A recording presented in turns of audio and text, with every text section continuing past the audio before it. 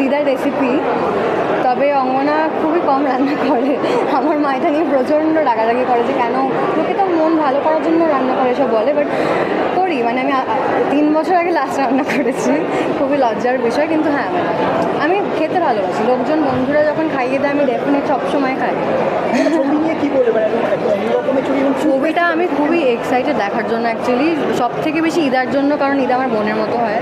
মেঘলা এক্ষুনি ঢুকলো দেখলাম, মেঘলা আমার খুব ভালো বন্ধু, তো আমি খুব এক্সাইটেড ইদার জন্য। আর বাদবাকি যারা আছে তাদের নিয়ে তো আমার বলার কোনো জায়গাই নেই, they are all the best in the lot.